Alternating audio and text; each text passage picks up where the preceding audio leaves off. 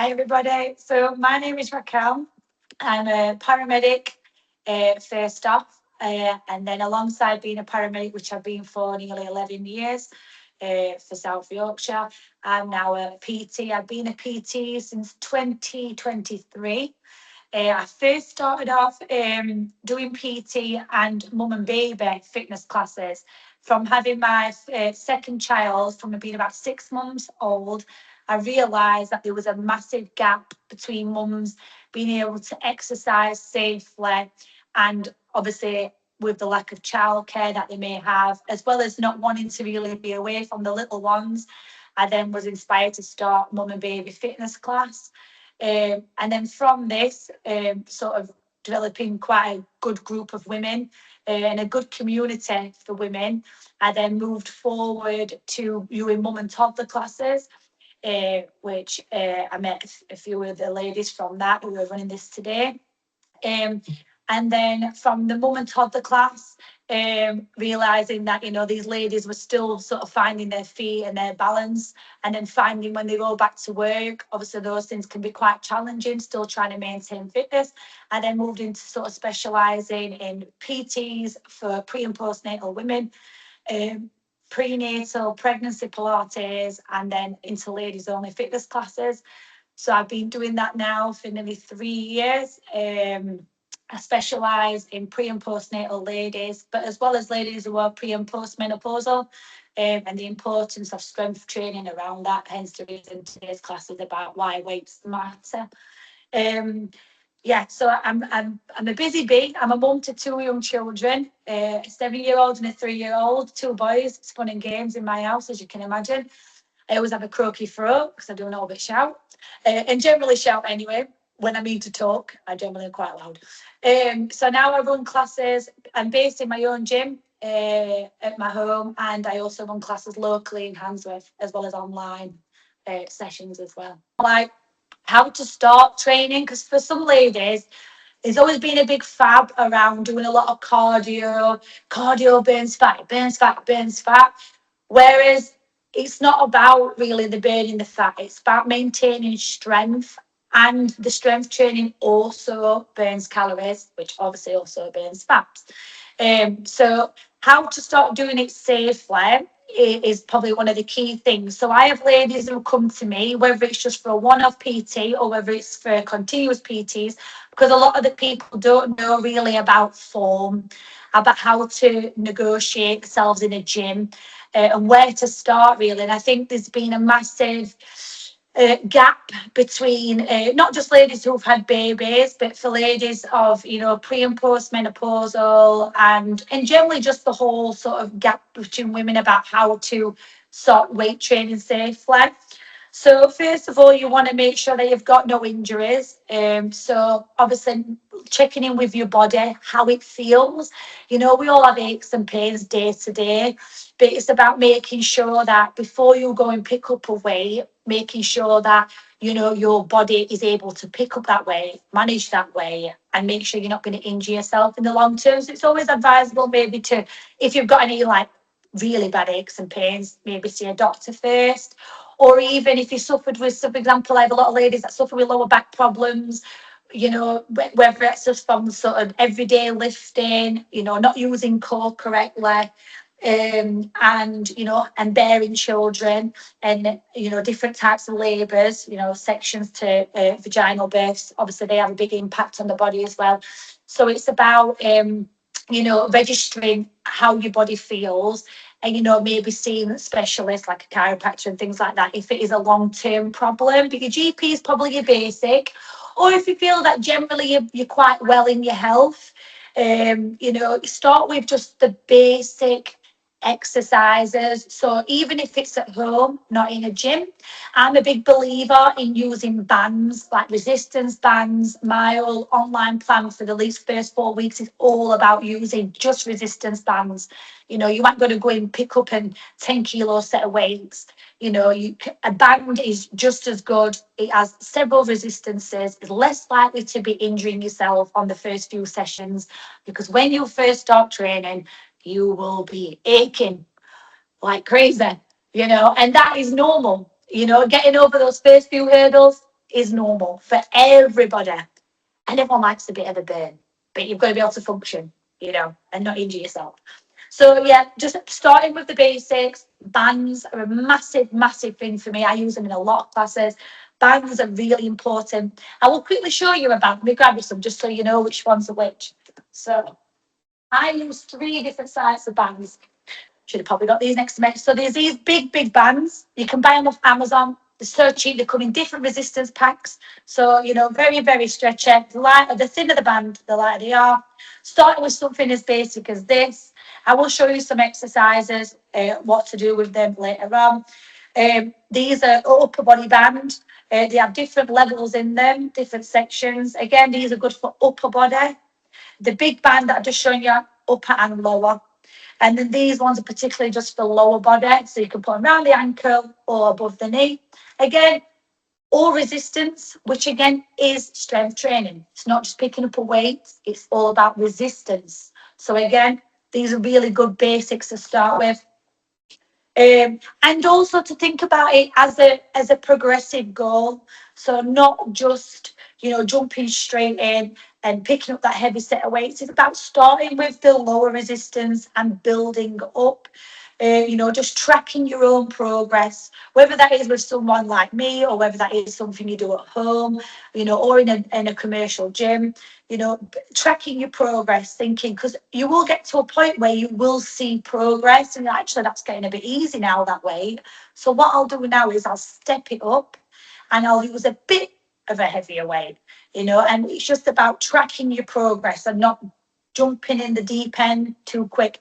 I'm a very big believer in learning the very, very basics, learning to engage your core, learning how to squat, lunge, big muscle groups first. Upper body's a lot lighter, so you can, it's a lot smaller muscle group, but your legs are the big, big compound muscle groups, and it's very important to learn the very basics with them before you move on to something more advanced.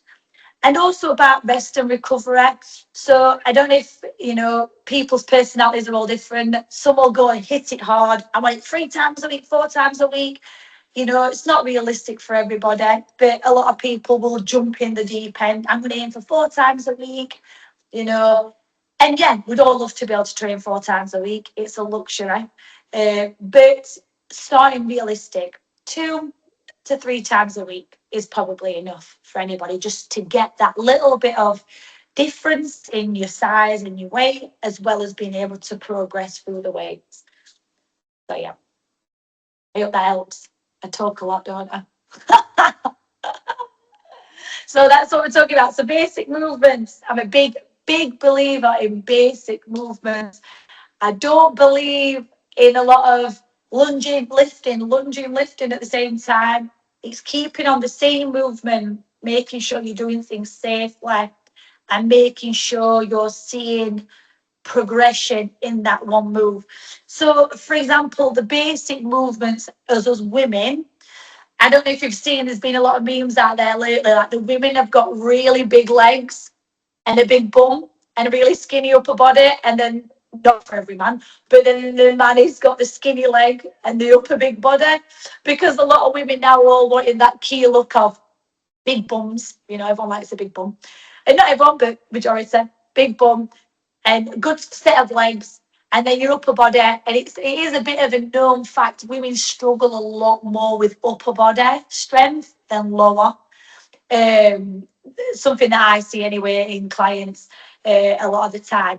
But with the basic movements for me, I always get everyone to go over lower body. Upper body is a little bit more basic. You can't really go wrong as such unless you're lifting too heavy. But it's the lower body movements for me. So, for example, a squat, and everyone's squat is different because everyone's legs are different. You've got a longer upper thigh, you might have got a shorter upper thigh, you might have naturally a slight offset hip and a step. A lot of women do. So a basic movement such as a squat, it's a big compound movement. It's a good one you can get heavy on quite quick, as in lifting a heavy weight. And it's a good one because them big muscle groups in your legs create a lot of hormonal changes when we work those muscles. So these are big, big muscle groups that when you're stimulating them, they are creating a big difference quite quick because they're stimulating a lot more blood flow than it would be from like a simple bicep curl. So a squat also helps with lower back, strengthening the lower back, helps with stability. And you're talking long term as well. You're not just talking now, you're talking long term.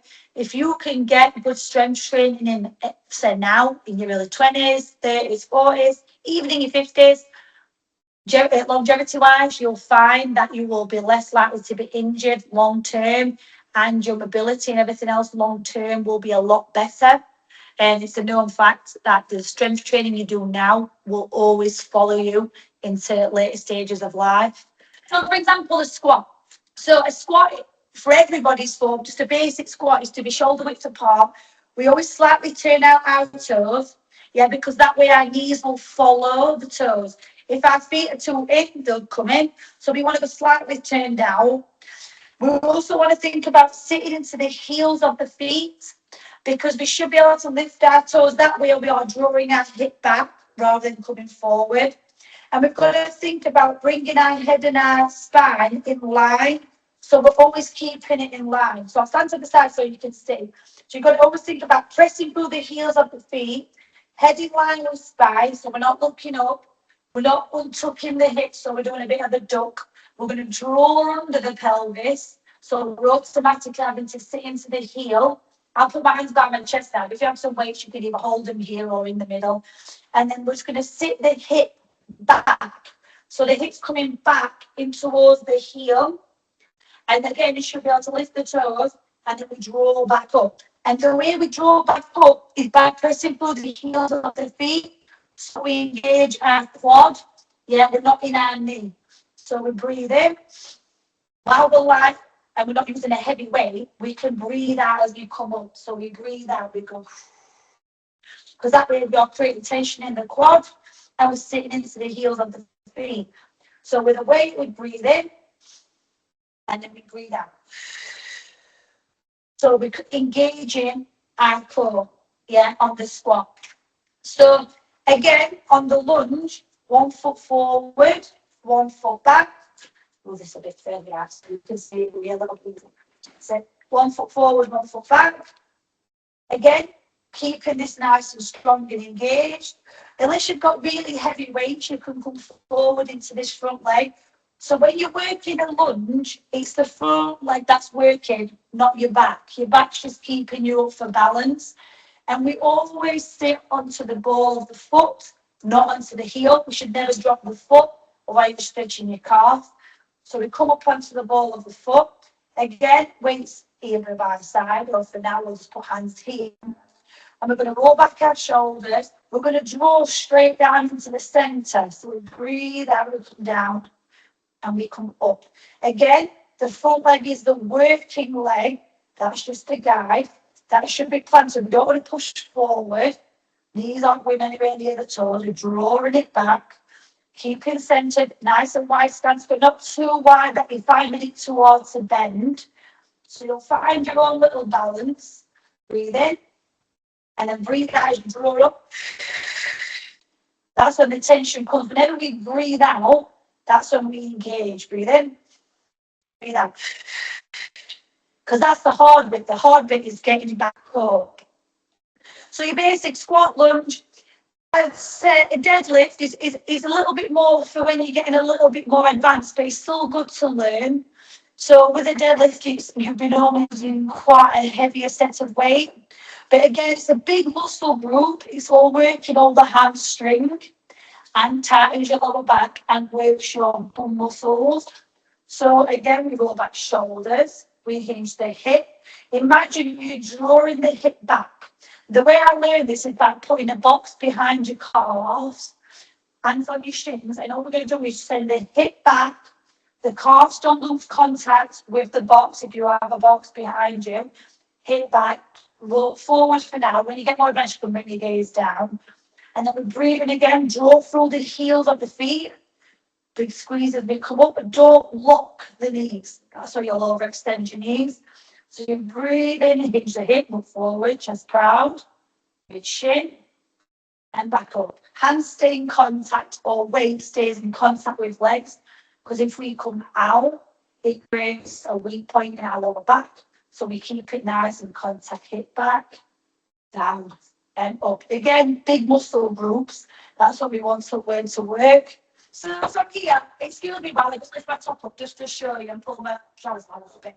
So pelvic floor engagement, it's a big one to learn, especially for women of later age and if you've had children, but generally just good to learn.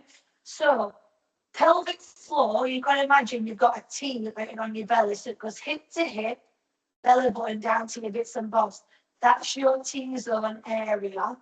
If you ever do Pilates and things like that, that's where you learn all this from. So we've got to imagine, when you've got a big arch in your lower back, not everybody has, but some people have. We're learn to switch on our core, so we close the gap. Automatically, we have switched on our deep core muscles. So we have two long muscle groups that run down here. These are called transverse abdominal. If you've had children, they split so that you can get a bump, and then hopefully they come back. If they don't, they leave a slight gap. That's where you get the diastasis recti. But doing things like this help improve it. So we breathe in, we relax. Simple exercise. We breathe out, we tilt, and we just hold here. Squeeze your bits and bobs and hold your core tight and lift your arm up so you can see. You can leave your arms here. And you can put something like a Pilates ball or a block between your knees to squeeze onto. Then you breathe in, relax. Again, these things you can do at home. Breathe out, tilt, and squeeze. Good for helping reduce incontinence as you get older if you've got a weak bladder. Good for strengthening the core generally before you start doing any abdominal muscle groups. And overall, good for strengthening lower back. So you breathe out, we tilt. And again, if you've got a ball, you can squeeze the ball. If not, just squeeze your bits and bobs and hold 4 seconds and breathe and relax. Very basic exercise to do, but very important, especially if you have had children, because you'll find that you suffer with lower back problems if you've got a weak core. It's a bit of a given.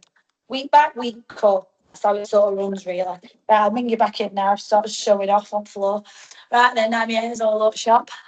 Right, so yeah, so again, just very basic exercise. These are things I run alongside, like my online classes, my PTs, mum and baby classes, mum and toddlers. We learn all these very basic exercises so that you can progress on your own. And as well as, working things like that, even at home, laid on your living room floor, just a little tilt and a squeeze, massive improvement on your core stability. Training. So, like I said to you earlier on, it depends on what your goal is. It depends on your time. Depends on your flexibility. It depends on affordability. Not everyone can afford to go to a gym. Not everyone can afford to have a PT. We are, as much as it should be a lifestyle thing, we are a bit of a luxury. And I think we've labelled the fitness industry as a bit of a luxury, really, when it should be a necessity. We sort of prioritise over things over his health.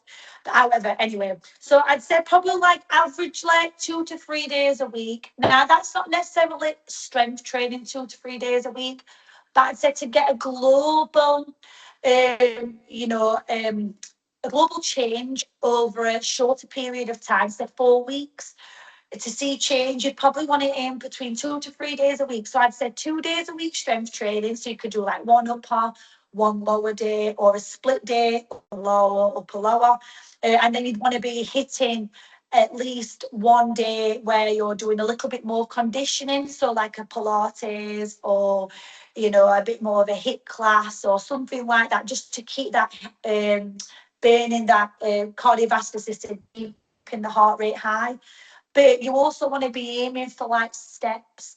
So every day, you know, if you can get that body moving, whether that's through swimming, on a stepper, or even generally just going for a walk, you want to be at least doing 10,000 steps, 8 to 10,000 steps a day as an average.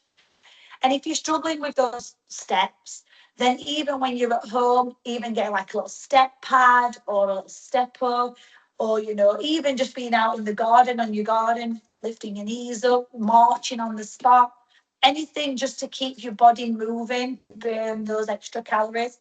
If you have got the time and you wanted to really hit it with a good goal in mind, I'd say between 3 to 4 days a week.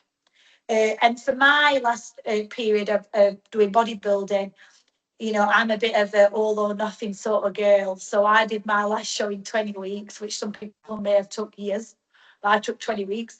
And then my next show was in 10 weeks. So, you know, I'm a bit of an all or nothing person, I think. So I'm like 5 days a week. But, you know, I have the joys of having my own gym. You know, not everyone does. But you can still build up your own equipment at home. So buying like the basic things as bands, you know, putting a little bit of money aside to buying some weights off Temu. You know, they sell all the weights you need and they're quite cheap on there, and just building it up bit by bit. But like I say, you've got to make sure you're progressively overloading, so you're not just going straight into a heavy weight and then struggling. Start off with a little bit lighter and get the confidence by thinking, actually, I can do that weight confidently and accurately. So actually now I can move up the weight. So, you know, it's just about whatever time you've got. And unfortunately, the less time you spend in the gym, the longer it takes to get, you know, the changes. It's just the way it is. But yeah, I think that's the main thing. Just finding your own balance, your own goals. But minimum is about 2 to 3 times a week you want to be aiming for.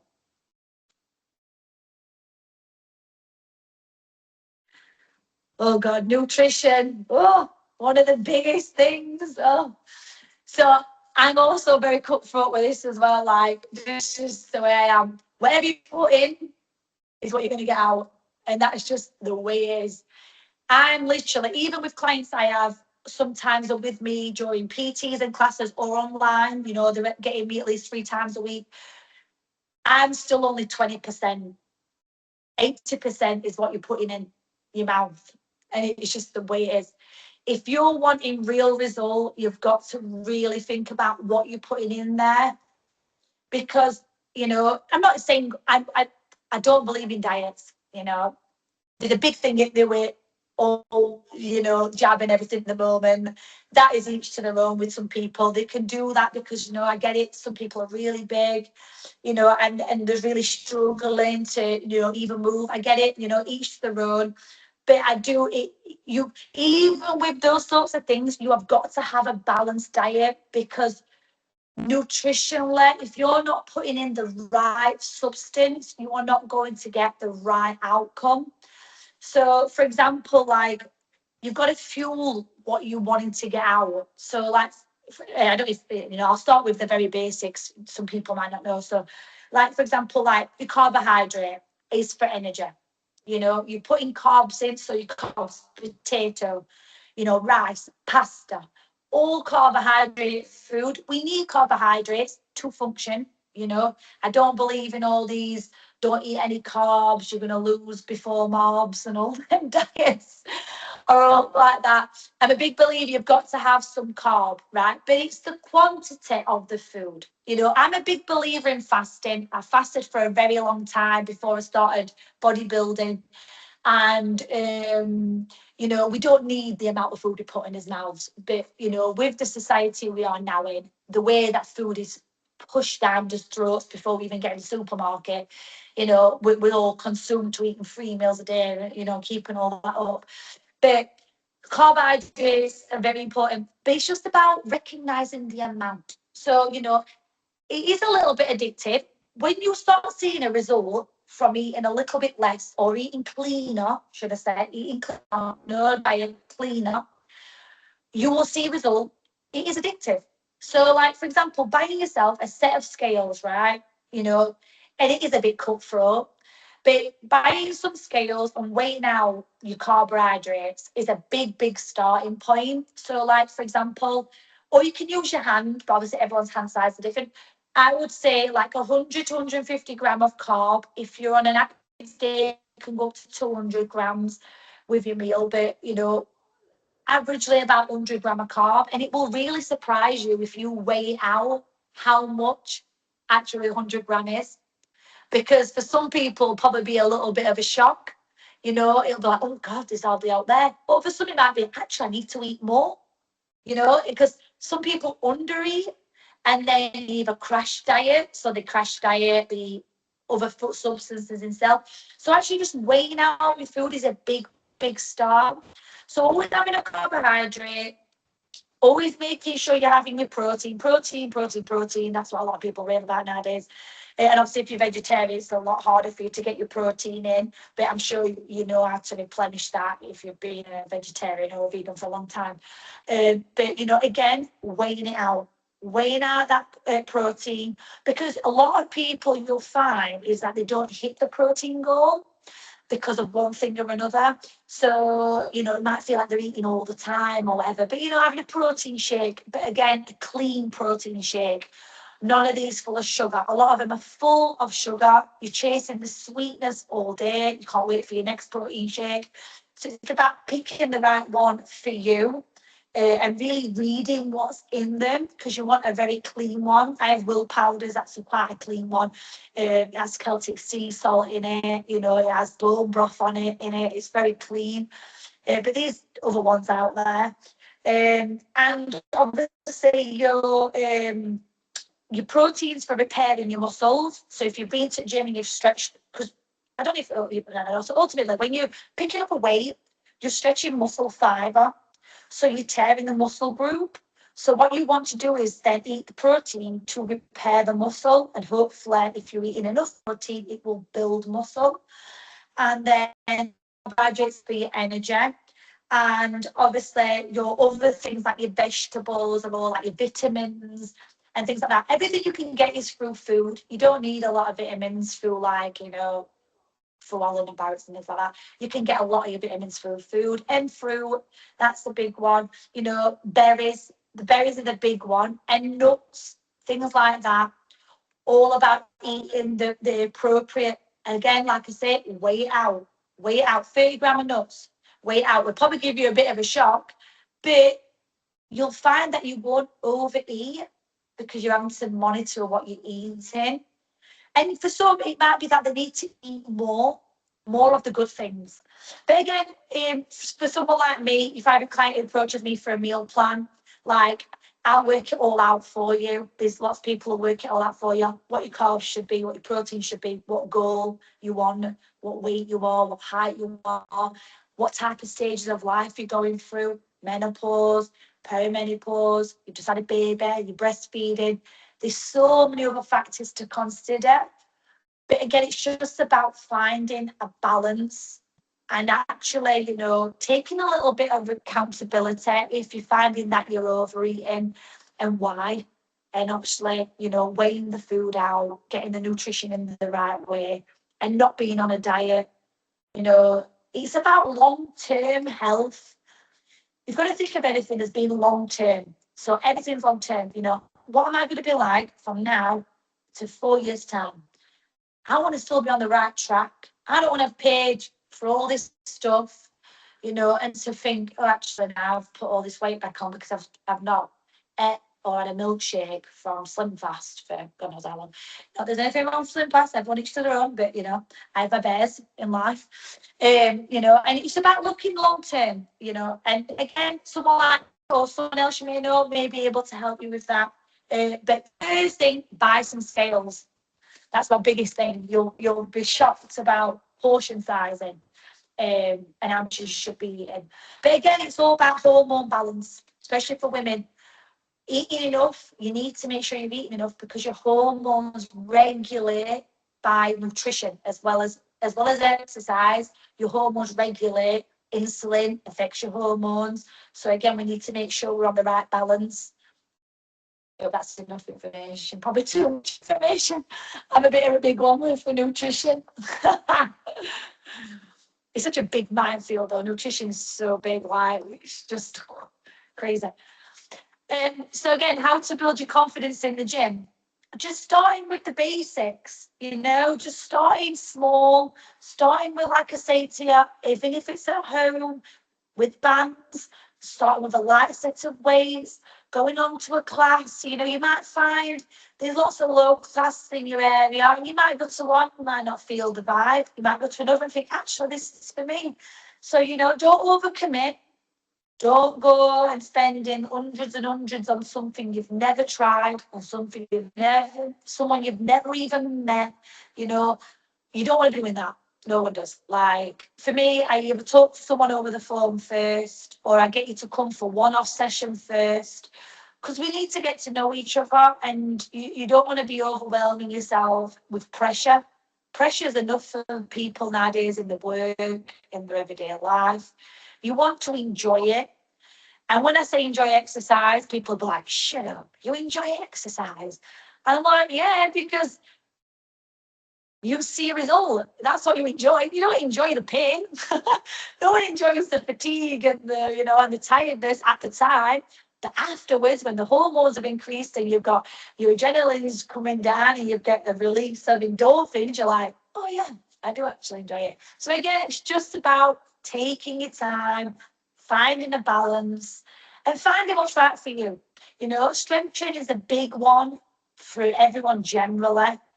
But, like you say, it's confidence. And it's just about maybe reaching out to someone in your local area who may know you, or who don't know you, but, you've seen a few posters and you thought she might know how to help me. I'm sure many women, well, most women, and me especially, happy to help everybody. Like, we're all here to support each other. Like, it's about creating a community.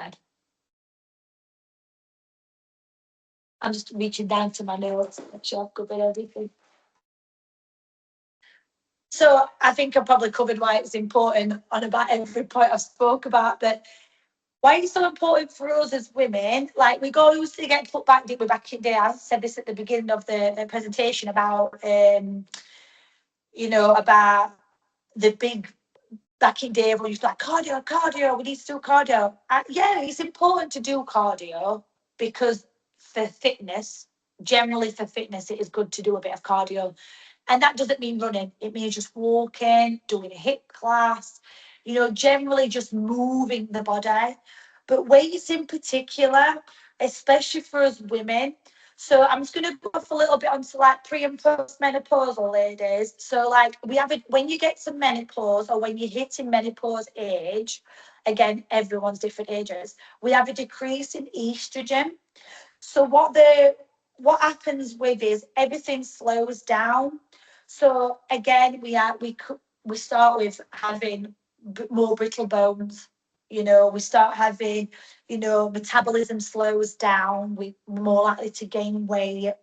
Our body composition becomes differently. And again, our muscles and our joints weaken because of this, again, the hormone imbalance. So with the strength training, it's so important because when we are lifting a weight, we are stimulating hormones to be released. So what that then does is it helps reduce the risk of decrease in bone density, muscle fiber damage, muscle growth, again, joint stability, back stability. So it's so important for us to do it because you'll find you'll have more likely to have a better time through menopause by strength training than you would if you didn't, because you are regulating those hormones naturally. There's HRT, there's all that at minute that they're helping ladies with menopause. But if we can try and sort of do more for ourselves rather than relying solely on pharmaceutical, you'll find that you'll get a better outcome overall after menopause, because we've managed to regulate our hormones a bit ourselves. So that's just a big one for like ladies who are pre and post menopausal. And then obviously, again, it's important for ladies who are at a younger age of their category, you know, who are wanting to maintain overall health overall, because you say you get muscle memory. So muscle memory means that when you've worked a muscle group, you know, and you've worked it quite well, whether that's through sport or whatever, or other activities, your body will remember those muscle groups being used. So you will have a better overall body composition and performance by doing weights over that period of time. And also for ladies, like we say, who've had babies or, you know, are currently pregnant, it's so important that I wouldn't say go and start weight training while you are pregnant if you've never done it. But if it is something you've done before, continue it. Decrease your reps, keep up that strength. It won't hurt you or your baby. And after you've had a baby as well, even if it's the first time you've ever done weight training after a baby, it's so important because, like I was showing you earlier on, those are just some little movements that you can add with weight. But it also is so important for your core stability, again, preventing lower back problems, and also for mood.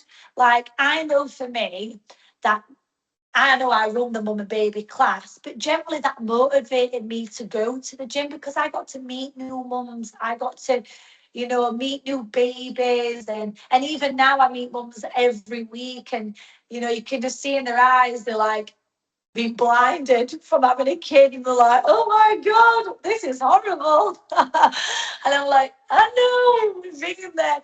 But, you know, we smile and we go through it together. And it's so important that you get to experience those things. And again, it's just through a fitness class, you know, and we've created such a big community. And, you know, and it's so important that you get to experience those things, because you might find that you'll go along to a gym, you might meet your friend, or you'll be a friend for the rest of your life, you know, or you might find even your PT instructor might end up being a friend even if you stop having PTs because of whatever. You know, it's just so important for the mind and the body, you know. Getting out there is such an important thing. Or even doing it at home and doing online stuff, it's just as important. You'll feel your mood and everything improves. Yeah. Oh, got a bit out. I support women. I don't think I've stood up about all the way through that, have I? Oh, yeah. So, again, like I said, my name is Racquel. Rack Attack is my name and the game. But yeah, so again, like I said, I started from my little boy being 3 months old. I was 14 and a half stone when I had Lennox, and I'm only 5'5". So, you know, I were a bit rounder. And there's nothing wrong with that. I've just had a baby, you know, I had gestational diabetes and I trained all the way through. And I just couldn't eat anything because I just was so nauseous. But, you know, I just got to a point about 6 months in and I was like, I sort myself out. I feel low. My moods have dropped, you know, and obviously how you can be after a baby. And I thought, I need to sort myself out. And then that's when I got the inspiration to start a mum and baby fitness class. And then my business has just grown from there. I'm a toddler, you know, ladies only, online, one-to-one training, you know, then StrongHer came along and I do that all online. And so how I support women is generally by not stopping talking, because I talk for everybody. And also through my knowledge and support, you know, through exercise, but also being a real person. Like, I am a real person. Like, I vent, I moan, I cry, I laugh. I'm a mum to 2 boys. All I do is shout. But I generally help people because I just feel like I'm a real person. I get it. I understand. You know, it's hard work. Day-to-day life's hard. You know, it's stressful. Careers are under pressure. We're all trying to have a balance of being, you know, either the best mom or best friend or best at his job or best in how we look or best in what we've eaten. And sometimes we can't be the best of everything. So it's just about feeling good in you and having a balance in who you are. Like, we are all unique. We are not one. We are all unique. But what we do have in common is that we are all women, and we have hormones, and we can be up, down, and around. But what we are is we are a community of support. And I think that's the biggest thing for women, especially. I can do treat men as well, but women especially, we're all a support in one way or another. And that's what I love about the classes and everything I do. I love having that support. I love having that support because my clients support me as much as I support them. Like, we're just one. That's just the way it is. But we're all unique in our own ways. And that's what I love about what I do. So I hope that helps.